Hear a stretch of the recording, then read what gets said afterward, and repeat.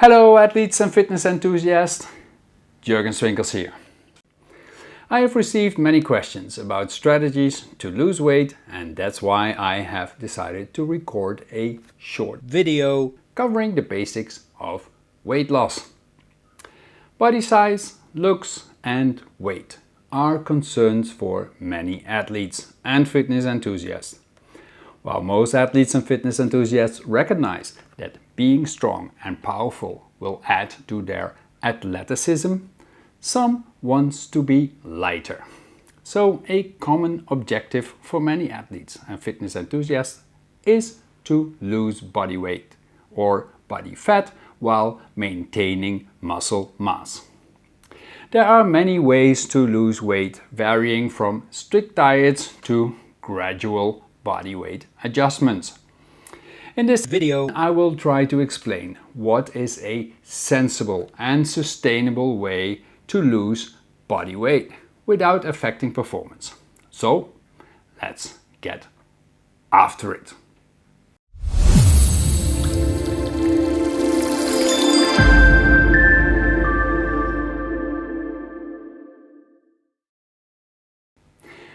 Before addressing weight loss, let's have a quick look at energy balance. Energy balance in sport is a dynamic process. Athletes and fitness enthusiasts take in energy via foods and non-water beverage in their diet. This energy is used by the athletes and fitness enthusiasts in numerous fundamental body processes such as cell maintenance, thermoregulation, growth, reproduction, immunity and movement. When athletes and fitness enthusiasts train or compete, energy expenditure is increasing significantly.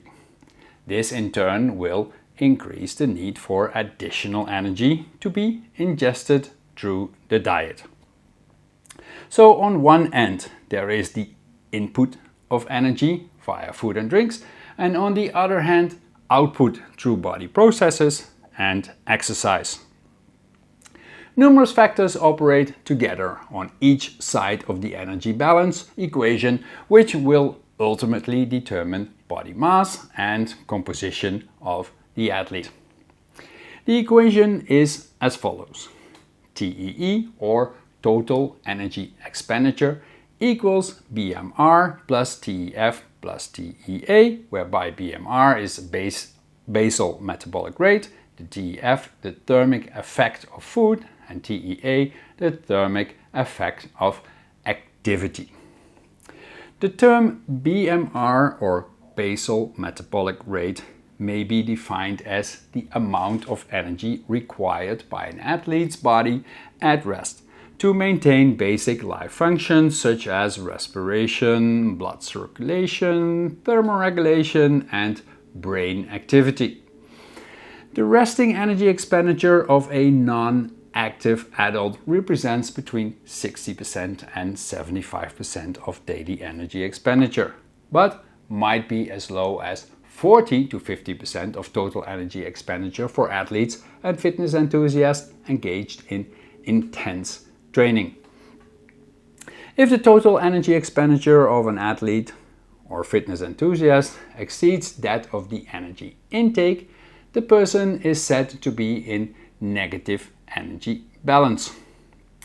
Conversely, if the energy intake exceeds the total energy expenditure, the person will be in positive energy balance. The maintenance of body mass over time is an indication that a person is in a state of energy balance, whereby energy intake or total calories consumed equals energy expenditure or total calories expended. So now that you know all about the energy balance equation, I believe it's easy to understand that weight loss will be accomplished by creating an energy imbalance, in the sense that energy expenditure exceeds energy intake. After all, if energy intake falls short, your body will use its own energy stores as fuel. There are several options available to lose body fat, and the general recommendation is for weight loss not to exceed 1 kilogram per week.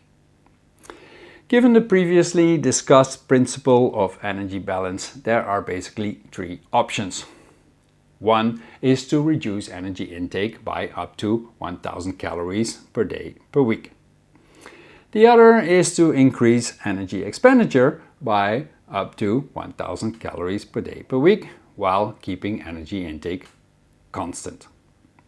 Or finally, a combination of the two, such as a reduction of 500 calories per day per week in combination with an increase of energy expenditure of 500 calories per day per week. Creating an imbalance of 1000 calories per day results in an energy deficit of 7000 calories per week, which equals 1 kilogram weight loss. For athletes and fitness enthusiasts already engaged in training or in season competition, a more moderate approach to energy intake reduction, for example 500 to 700 calories per day, may be an appropriate approach. This results in a weekly weight loss of 500 to 700 grams. Although this method may take longer to achieve your weight loss goals, it may reduce the risk of the diet negatively impacting daily performance and feelings of mood or motivation. One strategy which is effective in decreasing energy intake without affecting hunger or the enjoyment of food is to replace high energy dense food in the diet, which are foods that have higher amount of energy per gram, by lower energy dense food. This method is considered more effective than reducing the portion size of meal servings because athletes and fitness enthusiasts are able to eat similar quantities of food. Increasing the intake of food with a high water and fiber content promotes satiation and may increase the adherence to the weight loss program. The energy density of food is determined by measuring the amount of energy or calories for a given quantity of food. The following table shows examples of low density, medium density and high density foods.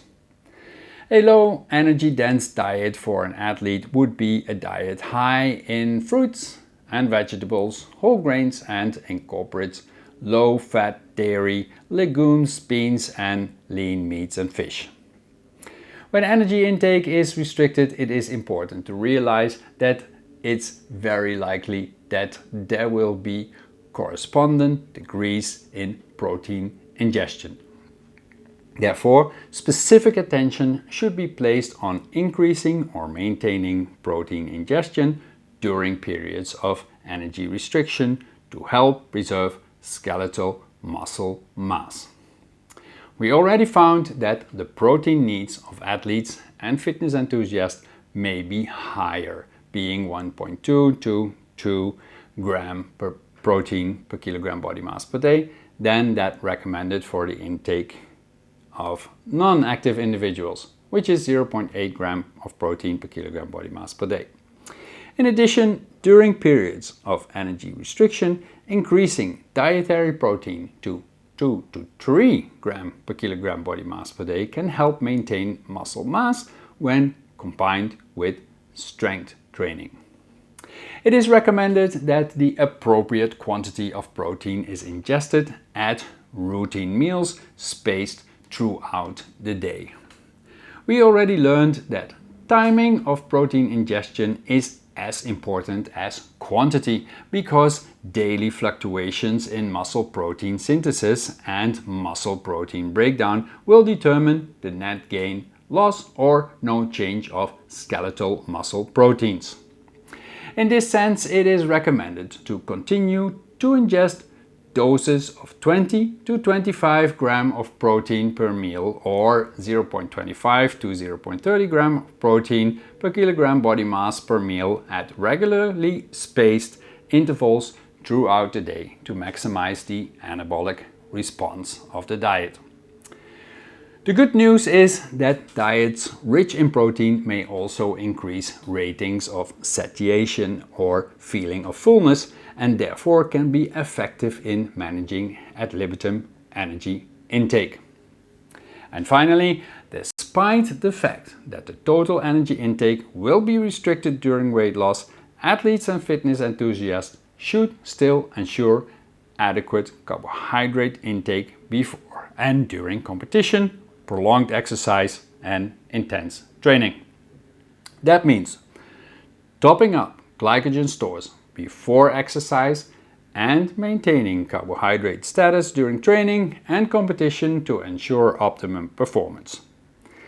In addition, high carbohydrate intakes during repeated days of hard training or busy periods of the season may help preserve the mood of a person. This is one of the important reasons why athletes and fitness enthusiasts should avoid too rapid weight loss, as it will not allow adequate carbohydrate intake before and during exercise. And with that, I covered the basics of macronutrient intake during weight loss. With respect to micronutrients, it may be a good idea to include vitamin supplementation. A broad range multivitamin supplement is a good choice when food intake is restricted, especially if the weight loss is more than 500 grams per week. If you enjoyed this video, please like and subscribe.